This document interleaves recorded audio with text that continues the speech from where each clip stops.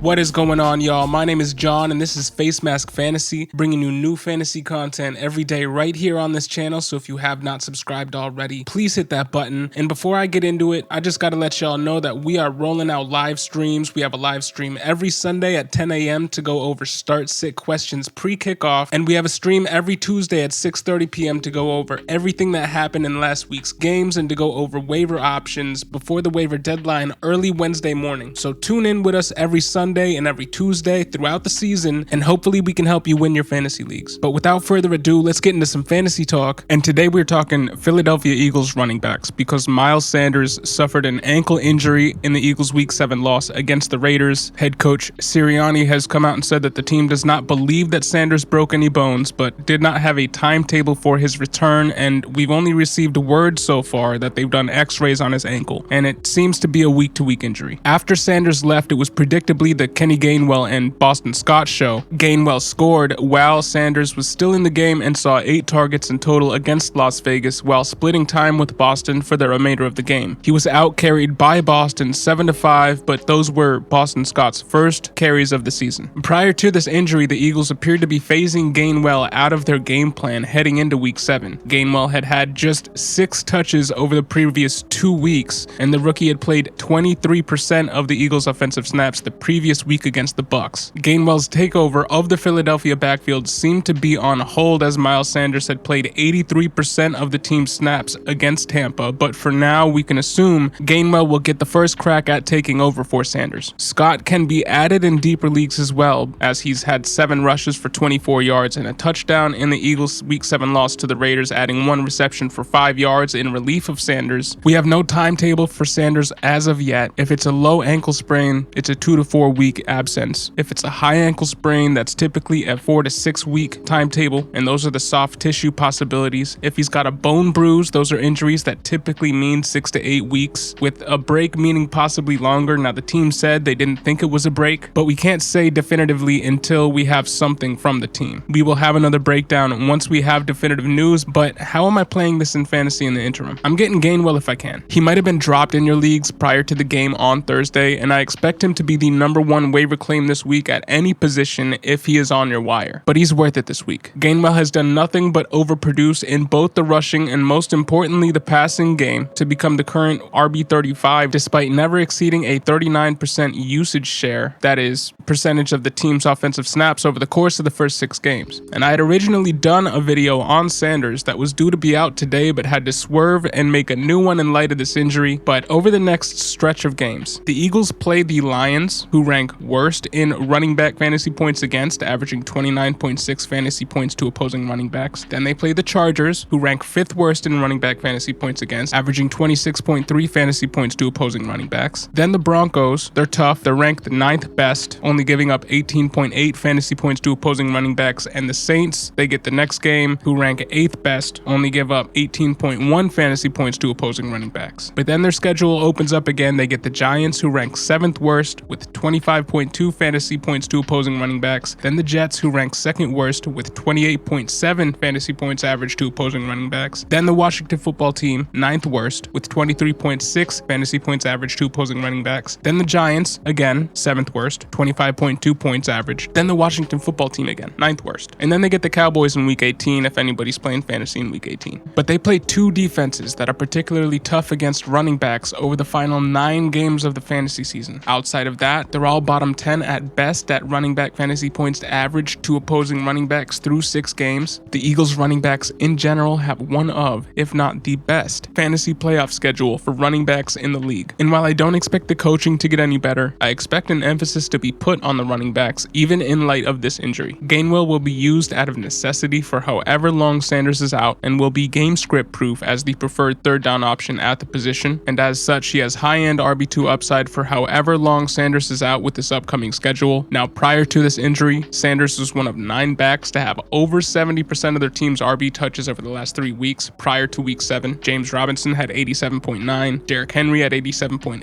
Najee Harris had 86.4, Chuba Hubbard surprisingly had 82.4, Josh Jacobs had 80.6, Alvin Kamara had 79.7, and Miles Sanders had 74% of their team's RB touches over the last 3 weeks. Leonard Fournette and Darrell Henderson round out the group. But the team had increased Miles Sanders' touch workload over the last 2 games that he was healthy, and he was looking like he was really taking hold of this backfield at the expense of GAINWELL. And if I'm willing to risk it without completely knowing his injury designation in the short term and the long term, I'd be willing to buy with that RB schedule for the fantasy playoffs, considering they said that while they think it's a week-to-week injury, they do not believe that there's a break involved. He's as cheap as he'll ever be right now, so if you believe in buying windows, this is definitely one for Sanders. As for Scott, he'll be a flex running back 4 option with some, but not much touchdown upside in this backfield, despite the TD he scored this past week. So what do you guys think about this backfield? Do you guys think, like me, Kenny Gainwell is one of the biggest buys this week, if not the biggest buy this week, and has a chance to be a high-end RB2 for however long Sanders is out? And do you think, like me, that now is a good time to be buying Sanders in light of the schedule that they have moving forward for the rest of the fantasy regular season and moving into the playoffs? Put your thoughts in the comment section below. My name is John with Facemask Fantasy, bringing you new fantasy content every day right here on this channel, so if you have not subscribed already, please hit that button. Thank you for listening and have a great day.